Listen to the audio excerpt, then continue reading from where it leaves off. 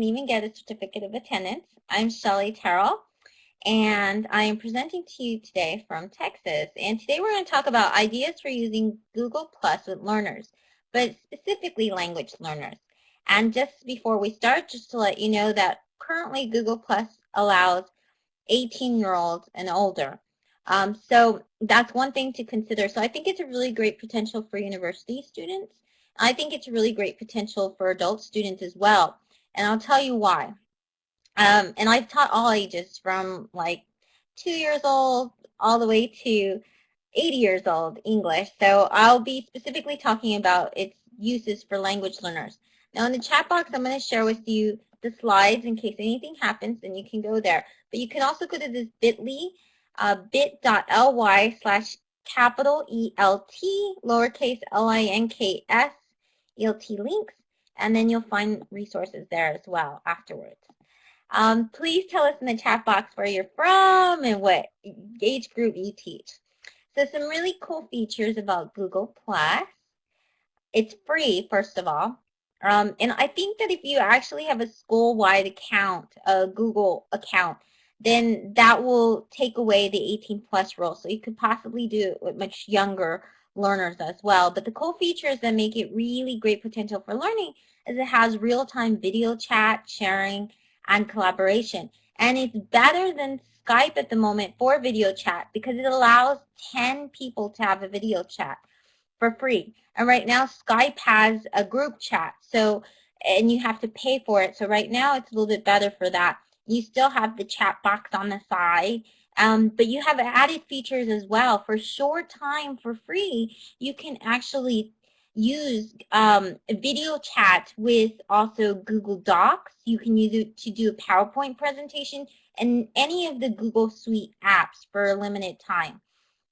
You can play games with others. You can create profiles like Facebook. You can create specific groups that will only get certain specific updates and links, sort of like Facebook groups. Post updates, photos, links, videos to specific individuals. You can tag them in posts. You can share and discuss videos. You can share photo album. You can create pages. You can IM with just a specific group of people. And you can also collaborate on documents. But the other really great part about it, which is really good for your adult students probably, if they're like mine, if they don't want to jump and they're new to social media and they're kind of scared of it, it connects to your email, especially if they have a Gmail account. So the updates can go to their specific email. So if they don't want to participate, they can still lurk and observe through email. This is what it looks like in case you're not familiar with it. And there's so many different ways to find features. At the top, you'll see you can click on here and it'll have your name and it'll tell you things about your stream. These are different things that you list, the different groups you list. These are the different groups that I have listed. Games you play, people in your circle, suggested people, who's hanging out from all the people you follow, how to invite your friends to Google Plus for free, and how to create a Google Plus page. And then you have all these options. This is where you post the update. So it looks a little bit like Facebook. Hi, Sue. No, Ola, we're just starting. And so you have different options as well.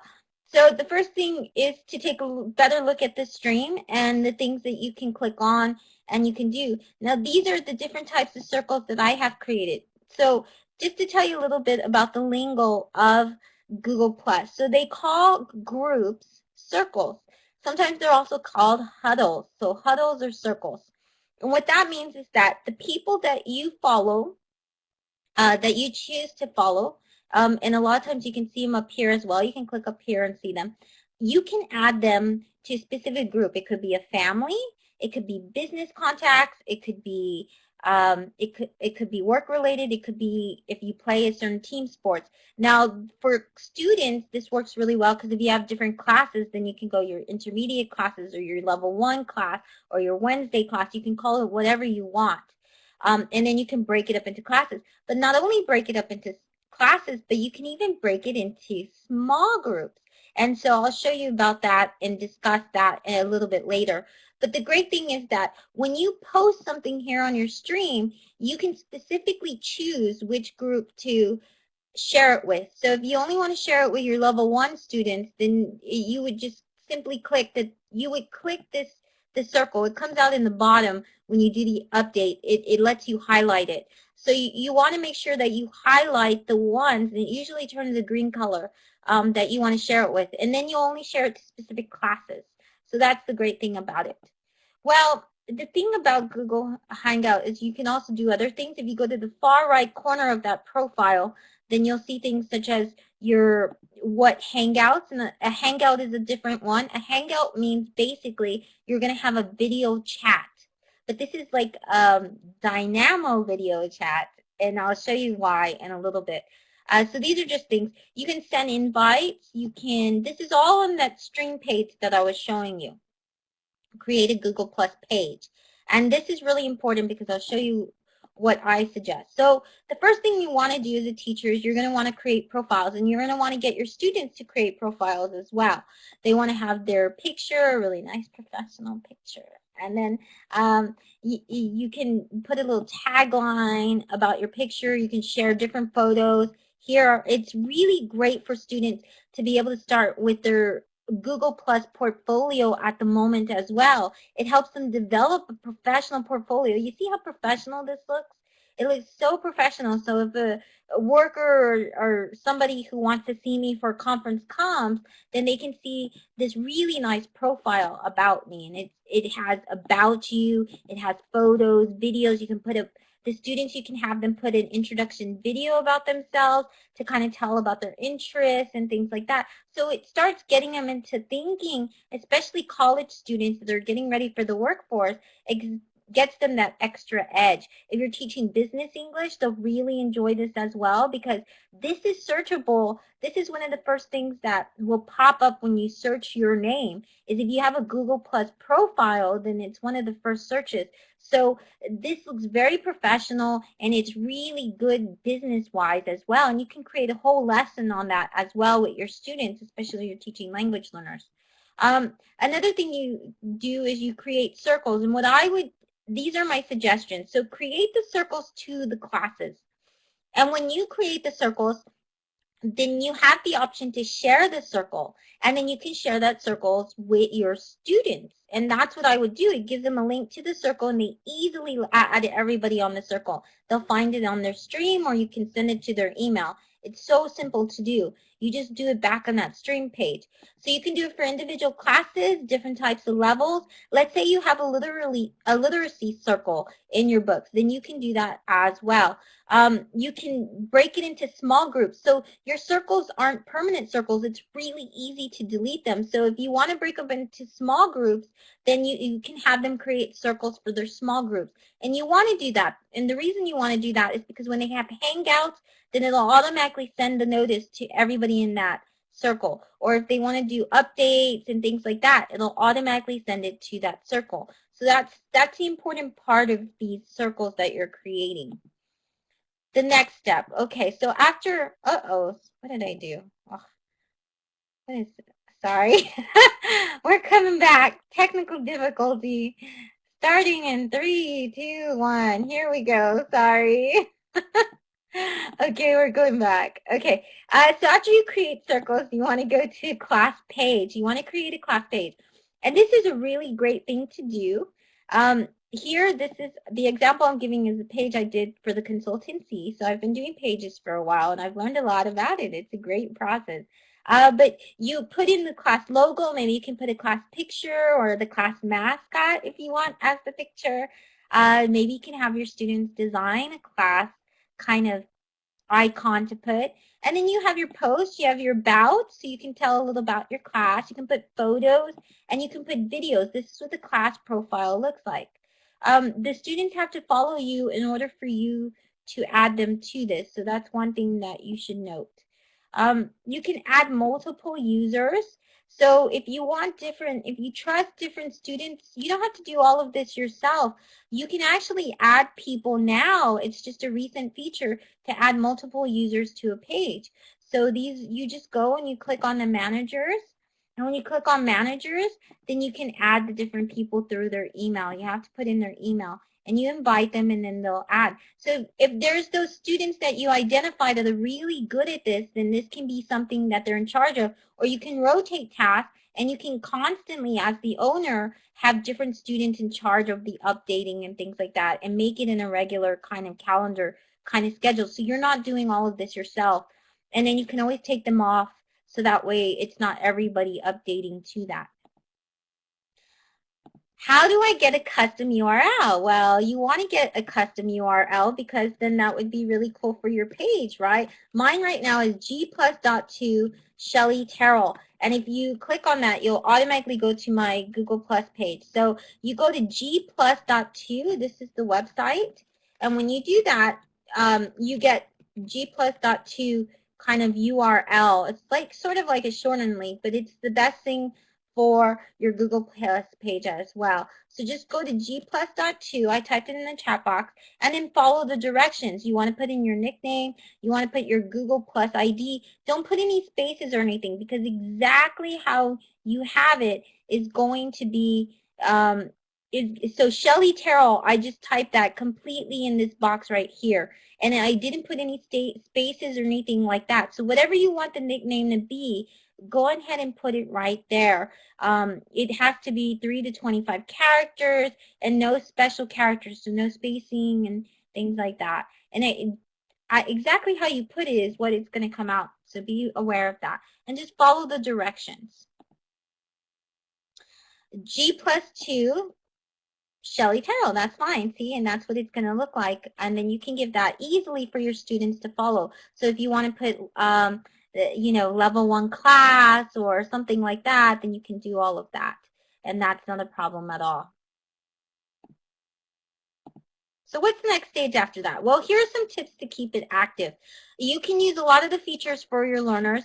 One of the ways to keep it active and for language learners, and that I find that they post the most, is if you do photo albums.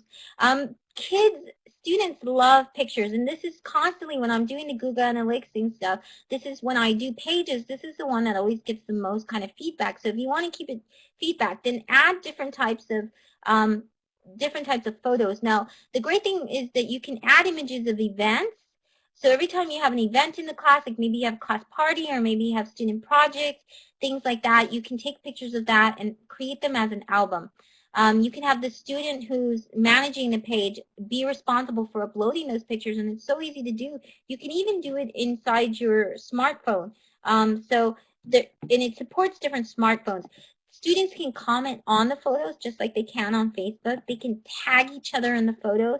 And you can also add screenshots of different web events because this is an e-learning platform. So what you want to do is you want to be able to take screenshots of your e-learning online and the stuff that you're doing online and the different types of hangouts, and then you can have that. We did that actually for the consultancy, and it was really cool, and we got a lot of, the community really loved that a lot. They loved seeing the screenshots. Try themed events, themed photos, you know. Every month you can keep a different type of theme going on. You can, for example, have students share their pets, and then they can talk about it. They can write a description under the picture. And a lot of times this will cross over to Picasa Web, so they can actually have their own web album as well, and they can share it with the public or they can make it private. The best part of Google Plus that's really great for learners and really great for language learners is the Hangout feature. So there's so many different things you can do with the Hangout feature. It currently only supports 10 at a time. So this is what a Google Plus Hangout looks like. You can have 10 videos. The one that it highlights is actually the person that's speaking. You can see a little green type of thing right now. This is me over here trying to moderate. You can mute people. You can block them. We're doing a Google Hangout. The important thing to remember, oh, and David, here you are, David. David Reed is there, and here's David right there. But the great thing about the Hangout is that you want to make sure they have earphones. So just like over here, there's an earphone, so that way there's not feedback, constant feedback. So it's good that everybody has different types of, and you can see the lighting, so you might want to make sure about the lighting as well. Here's the chat. So this is a basic hangout with the chat also as well. When you first start the hangout, this is what it looks like. You can check your hair, make sure your mic, this is what you look like before you go on air. And this is a really cool part, the hangouts with extras. That's where you're really going to get a lot of the learning done with your students. So you can invite one student. If you have one-to-one lesson, this works out fantastically. So what can you do with an extra? Well, you have the video, but you can also name the hangout. You can give a specific name to the hangout. That's Ola. That's a good question. So Ola asked, "Where's the hangout?" Well, if you go back to the stream, when you go to the stream, you will see at the bottom right-hand corner. It's usually like in the bottom right-hand corner of your stream. Then that's where you're going to see it says join a hangout, or it's also going to say have a hangout. Under each post that you make, it'll also give you an option to create a hangout under your status update. So the extras include shared notes and a sketch pad. So you can teach grammar points, you can show different documents, you can show different types of maybe reading that you want to go through. You can do peer editing. It has Google Docs integration, so you can actually have real-time collaboration and editing of a document. Students they can get in small groups and they can actually go together and they can brainstorm together on a Google Doc. They can share their own screens. You can screen share. So not only is it good for one-to-one, you sharing with the student, but it's really good for small groups, to break up your students into small groups of 4, 5, and have them together, and they can get into these small group hangouts in a class, and they can begin working and collaborating on different types of projects. So try the hangout with extras now, because it's only available for a small time. So these are a couple of ideas that you can do. You can show something like a YouTube video. So let's say you want to do, and you can go to lessonstreams.com for free YouTube lessons by Jamie Ketty. And there's lots of YouTube lessons out there, some really great lessons. I saw one the other day recently. I forgot what it was, but there's so many different ones that you can do. So here's a one-to-one situation. You have you and the student. I'm showing a TED Talk here. So you can go over, show the TED Talk, and while you're doing it, have the students, they can type in notes, or you can ask them questions. You can pause, and then you can talk about it, and then you can go back and you can go to another point. You can do prediction exercises. You can do guess what the ending is going to be. Oh, you can do, so there's so many different things and ways you can use this, and it's all online. You can have them click on to look at certain things within the video and to start typing that in the chat box. You can have them translate. So there's so many different things. Pay attention to different grammar points. You can play lyrics from a music video. You can have the students share with you their own type of presentation. So you can imagine that there's 3 or 4, you recorded them in class sharing their presentation live, and then they go here on Google Plus, and then they edit each other. They give each other feedback. Well, you could do better hand movement. You could do better eye contact. They can pause it and they can see, you see here where you talk about this, well, this would be really good. So there's so many different ways that you can use this. And Google, it's really funny because Google likes to do these little surprises. So here's one of the surprises for Christmas season. You can do it right now. Is that you get, here you go, and they gave a little reindeer nose. So you could click on the reindeer, and it gives a little reindeer to your character, to your webcam. So these are little kind of things that Google does that's kind of cool with Google Plus, because you wouldn't usually find this with any other type of idea. But you see how funny and great and fun it is to do this. Here's the invite button as well. And your students will just love doing this. Here's a hangout I did recently about a month ago, and I do different types of hangouts with the teachers that I train and just in general for my pages. We did a mouth-off type of hangout, and I'll show you that towards at the end what that is. But here's one where we're just acting quite silly, and Ceci's in Brazil, and Mike's in Hamburg, and I'm in the U.S. with little baby Roscoe, and we're just hanging out. So here are some ideas. Invite a guest speaker. Have your guest speaker come and talk to your students. You can do that. Anything you can do with Skype, you can do with Google Hangout. Group games. You can have group games together, like actually games that you play with each other. Like you can have a class collaboration project where one class is in Brazil, one is in America maybe, and then they're doing charades or they have to guess things, and then they do funny little things on camera, and then they have to guess that. They can discuss a topic or video. They can talk about each other's culture. They can talk about different videos they like, how they have celebrations. They can collaborate on different projects. They can do group feedback on recorded presentations, debates. You can do class debates with each other. You can even do classes in your local area. You can have your older students read to classes that are younger students. So you can have the adults read to maybe children.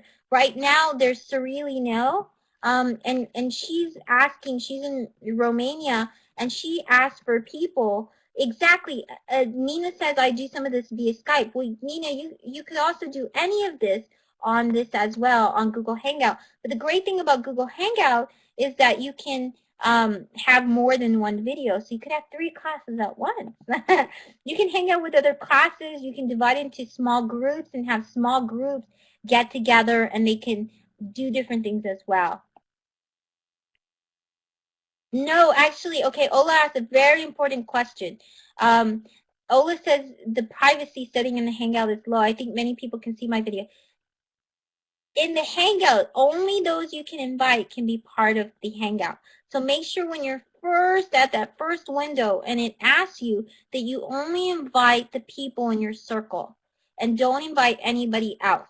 You can make them private so that way nobody else uses this. So how do you record it? Okay, that's an important question, right? Because you want to record these events. But there's some free tools. You can use Camtasia for 30 days. I actually paid for Camtasia because I love Camtasia, so I always screen capture it that way. Cam Studio is absolutely free. Screencast-O-Matic will do 10 minutes. It's editable. It's a great kind of system, and it's free. Screen Toaster or Gene. There's so many other screen ones out there, but these are the ones that I recommend. Let's see. What else did I do? Why would, okay, so, I don't know where this slide came from. Sorry about that. Okay, so let's play games, the games feature. Well, the games aren't on the video, but the games is another type of area and way you can use it with students. There's multiplayer games. You can put it on a big screen so everybody that's on the Google Hangout will see how they're playing against each other. You can actually play one of these games here, and there's a lot of really fantastic games. But the game feature that I want to share is the simulation one. And this is where you get to play with each other. And these are really educational games. Here you have City of Wonder, and it teaches you about the history of the city that you're building. So it's really incredible. Monster World is a family one. It's for kids. You have Cityville. You can create a city. So there's different types of languages that you can practice in a real world context. You can check out the game. You can have your students play, and they get to actually play against each other, and they get to speak with each other and things like that. So it's very motivational, and it's all absolutely free. So the simulation games and the role-playing games are, I think, the best one for language learners. And that's the ones that I would concentrate on because you play in a big community. And you get to learn about history. You get to learn about science. There is a game on physics. So there's so many different things that you get to learn about. So simulation games, invite others, players. You can do this outside of class. What I mean by that is that your students will be so motivated with these games that they'll actually do this for homework. So you don't even have to assign this for homework. They're going to practice the language within the context right outside of class. This is the one for the city games. And it helps you build the city and everything like that. It's great for different types of themes as well. How do you keep this active? Well, you want your Google page to constantly be visited by your students. And I always think it's really important, especially for language learners, to keep learning outside of the classroom and have fun. I don't require it. I never require things. But for me, it's really important that they use the language they learned in the classroom and they use it outside of the classroom. And I think Google Hangout really helps, and the Google Plus page, Google Plus is really great and motivational for that. So these are some ideas that have helped in keeping my communities active.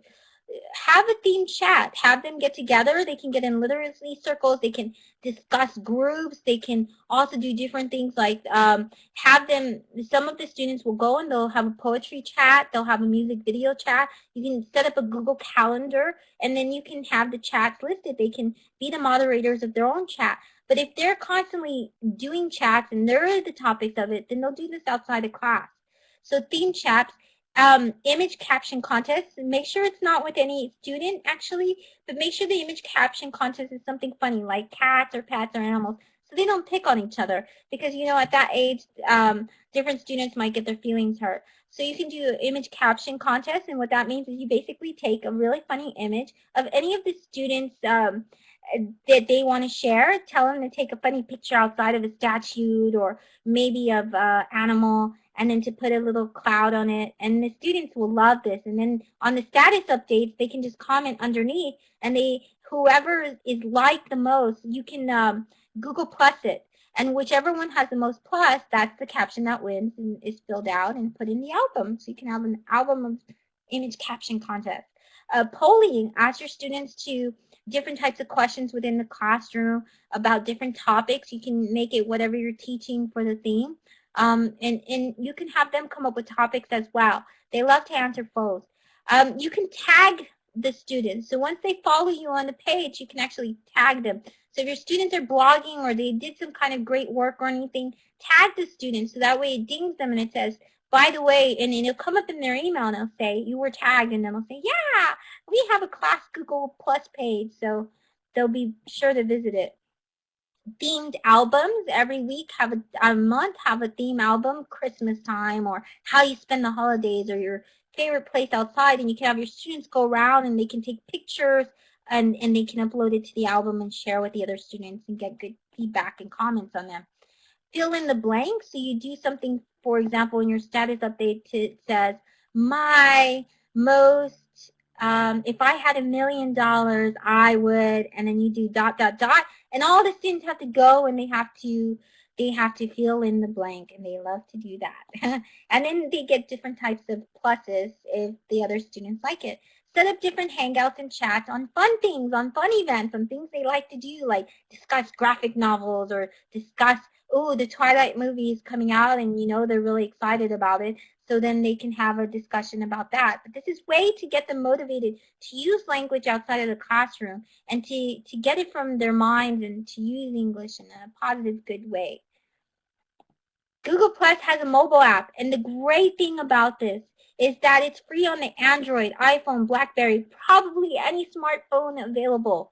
This app is free and available, so pretty much any of your students that have a smartphone can use it. They can chat with their circles or the groups that they created. They call this chat a huddle.